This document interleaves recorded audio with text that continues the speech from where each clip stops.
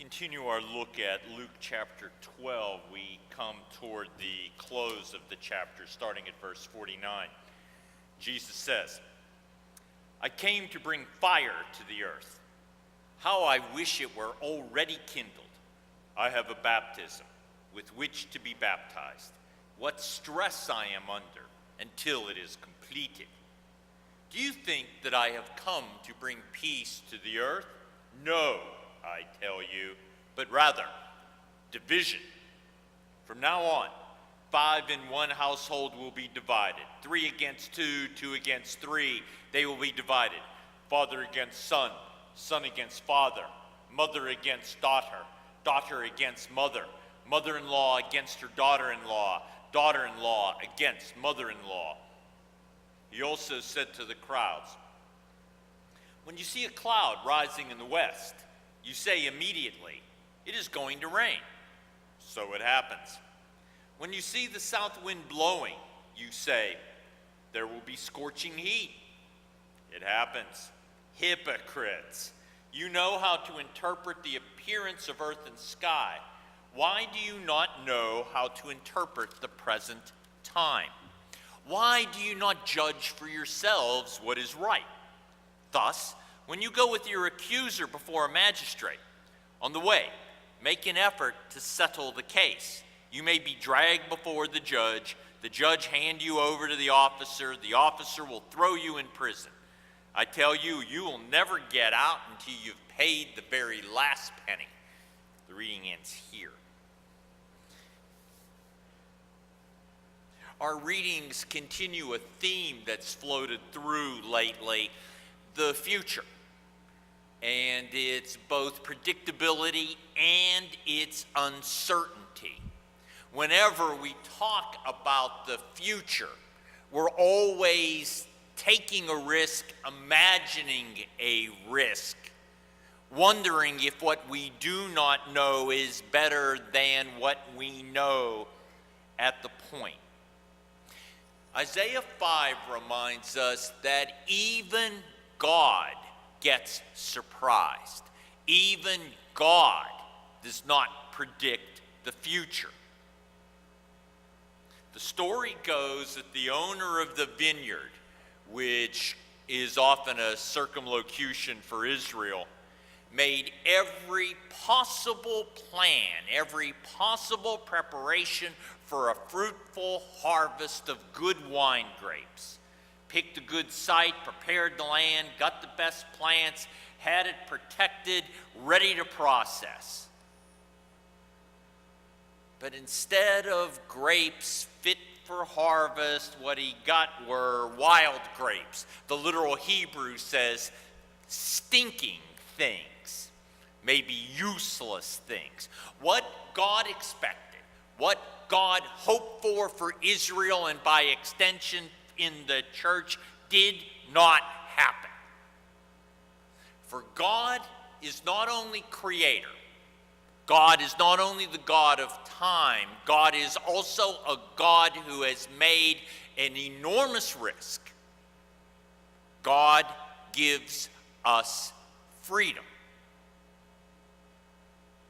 And the choices we make, the use we make of our freedom, affects the future as well as our present.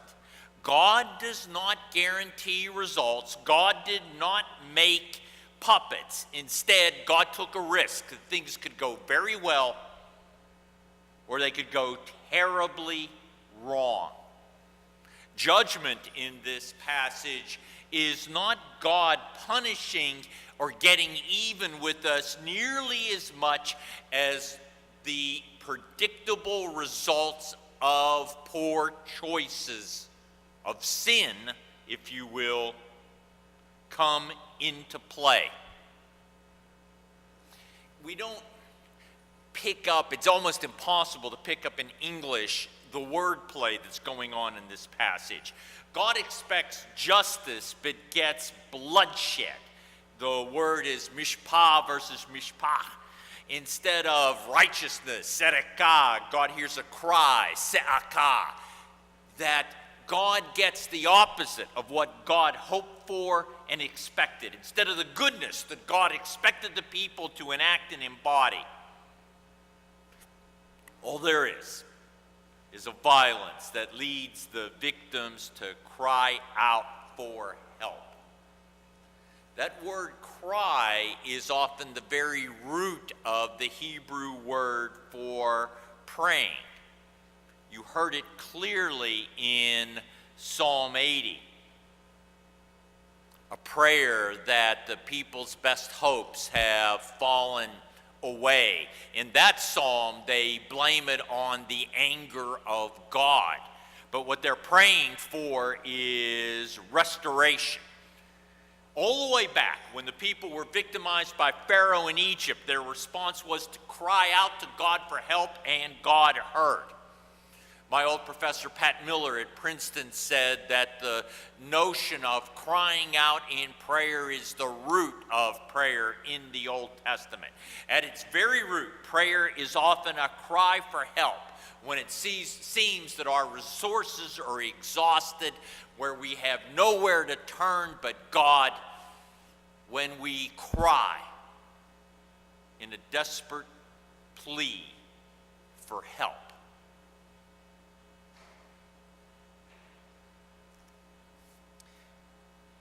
Hebrews concluded this morning its long list, if you will, of heroes of the Bible. But in the last part that you heard, it takes a surprising turn. It lists people who do not seem to be blessed or helped or given comfort. It's a long list of people who suffer yet persevered.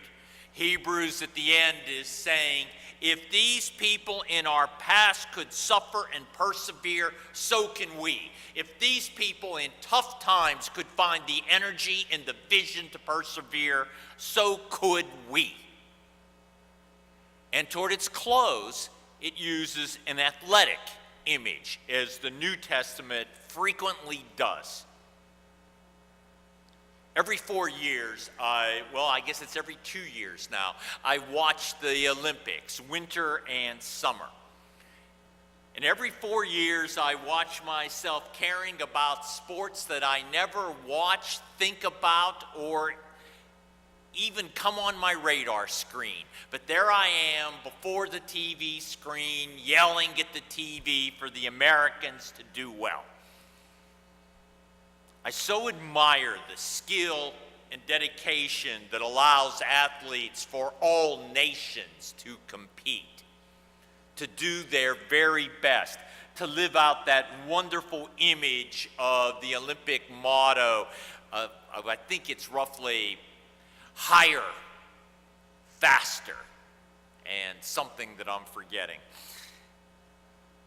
Hebrews says, just like an athlete, that we're invited to lay aside anything that obstructs us in our run, so that we can run with perseverance the race that's set before us. But in Hebrews, they've just listed people who ran their race and lost, people who ran their race and were destroyed, but ran the race nonetheless.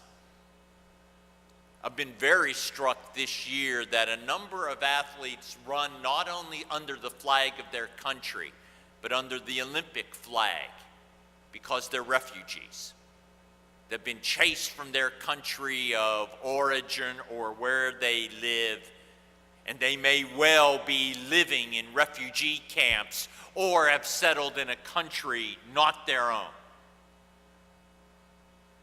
But still they run, often without a hope of even getting to the finals, but still they compete under a flag not their own. Still they compete to do their very best after training under what must be impossible circumstances for some of them. The writer of Hebrews says, look to Jesus as you run the race set before us. Jesus, the pioneer, the perfecter, better, the completer of our faith. Jesus, in an athletic event, could be imagined as the starter, the rabbit, the impetus, the trailblazer who goes on before us, who will bring, it says, not only the impetus, but the completion of the goal. I think the writer here is playing off of Jesus' name. Jesus, Joshua, who led the people into the promised land in the first place. Joshua, the first priest after the exile, who tried to make complete what the people lacked in their worship life once they returned. Jesus brings us into the goal that we have full access to the presence of God.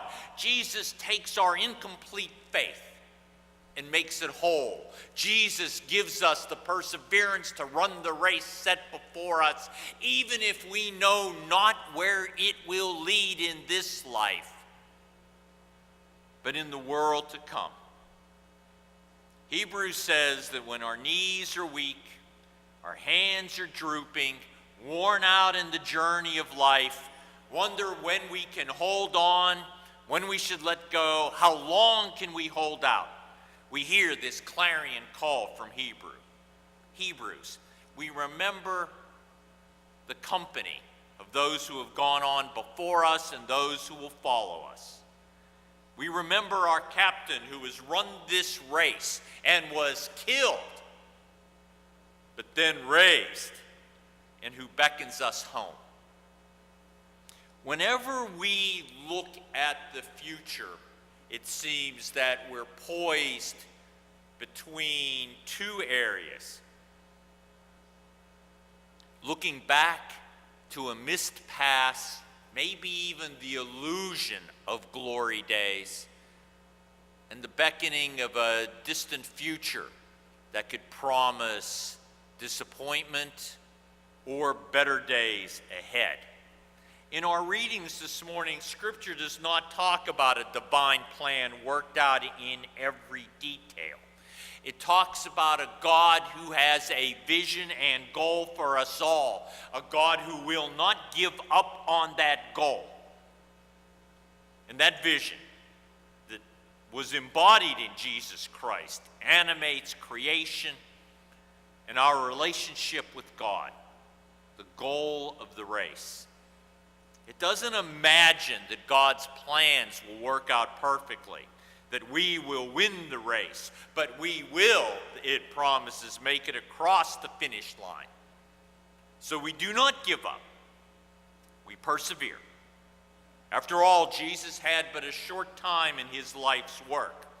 He was crucified, but then he was resurrected. That did not end the story. He was restored, resurrected to a new, full life.